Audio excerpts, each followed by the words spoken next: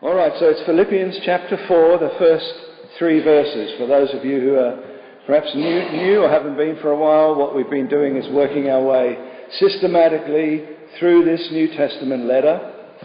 And we've come to these first 3 verses of what is really the final part of the letter. He's starting to wind it up, and the things that he wants to say and the way he wants to sum up.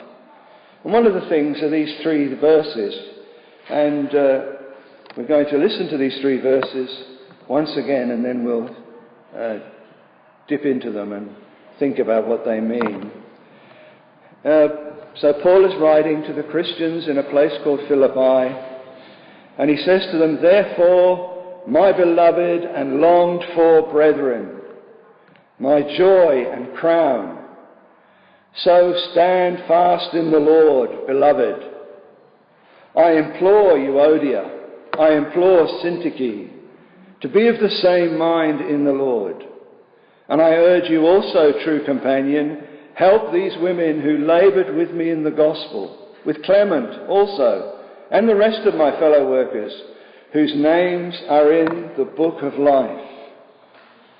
Now, we should always be on the lookout when a passage of the Bible or a verse of the Bible begins with the word therefore. That's inviting you to make a connection.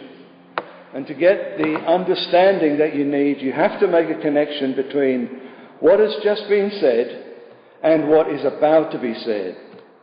And so one person has put the meaning or the use of the word therefore in the Bible like this: it's an ethical inference drawn from previous discussion. Let's explain that a bit. So it's a call to action that's based on what's just been said. Therefore, because I've just said this, I now am saying we should do this. And that's what we've got at the beginning of Philippians chapter 4 and these first 3 verses. So what I would like you to do with these is to think about them under 4 simple headings or 4 simple ideas. And the 4 ideas are these. First of all, exhortation or an encouragement. The second is emotion. Emotion. There's a lot of emotion in this passage. The third thing is examples. There are examples of what he's talking about right in this passage. And then the fourth thing is making an end of it. Making an end of it. And I'll explain that as I go along. First of all, what we've got is an exhortation. Let's put it even more strongly. I guess we could put it more strongly. It's really more like a command than an exhortation. It's a strong statement. And the exhortation is this. You have to extract it and think about it. It's right there in the first verse. The exhortation is, stand fast in the Lord. Simple as that. That's the exhortation, the command, the encouragement.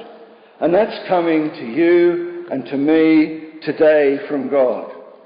Stand fast in the Lord. Now, he's been talking, remember, about walking. He's made a lot of references to our walk and to walking and to the importance of walking with God.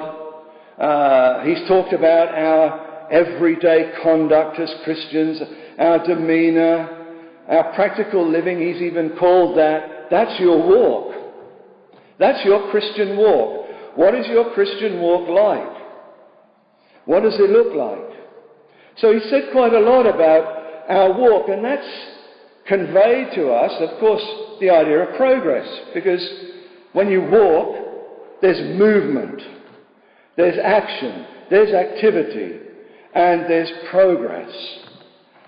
Remember, this is in a culture where people didn't all have a couple of motor vehicles and didn't have public transport, and sometimes perhaps couldn't even afford a horse or a donkey or something like that. So walk was an everyday experience, It's how you conveyed yourself, how you moved, how you made progress. And so he's been talking about walk, but now he brings something else into this. So now we've gone from walking to being told, stand fast. Stand fast. We've come to a halt. Something has brought us to a halt. Because now the reference is to stand. Stand fast. Now, what's he doing, and why is he saying this? Well, he's just simply trying to convey to us the realities of the Christian life. And the realities of the Christian life are that there's a lot of opposition. A great deal of opposition. And it's not always smooth sailing, and it's not always plain sailing, and it's not always a smooth downhill run. It's never a smooth downhill run. It's a narrow way, it's a steep way, and it's an uphill way, and at times the sheer strength of the opposition will bring you to a standstill as a Christian. And I'm sure you've had experiences like that yourself. Perhaps you're in that situation right now today. Perhaps that's where you feel you are.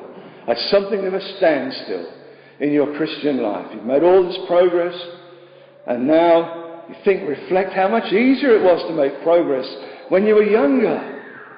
And how you seem to be able to gain momentum on the upward way.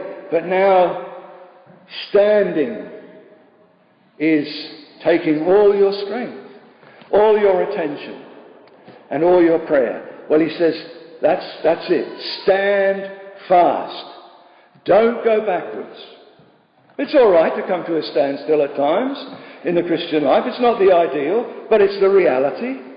It's the reality of how the world is and how we are and what happens to us. You come to a standstill, but he's saying, now stand fast. Don't go back. Don't turn around, and whatever you do, don't turn your back. Don't turn your back. Don't hanker after the old life. Don't think that it would be better back there. And remember how we've probably all heard when we've heard sermons on the Christian's armour on Ephesians chapter 6. We're told there is no armour provided for your back. The armour is only provided for your front. So you only have protection if you're facing the right direction. So don't turn around. Don't turn your back. Don't turn your back on your destination. You're a citizen of heaven, he's just said. Our citizenship is in heaven. That's where we're headed. That's our ultimate destiny. So stand fast. That's the exhortation. Stand fast. Plant your feet firmly and stand fast. If you ever played golf, don't know whether people here have played golf or play golf, you've got to get your stance right. You've got to anchor your feet in your stance. Not wobble around, otherwise the swing won't be any good. You see, you have to stand fast and then coil up like a spring and then try and hit that ball as far as you can. So standing fast, paying attention, thinking about it, making provision for it. But there's a lot of emotion in this passage, and it's a beautiful, beautiful thing. There's a lot of emotion because Paul is, well, essentially he's almost like the pastor of these people in Philippi. He's very much like their spiritual father, I suppose you could say.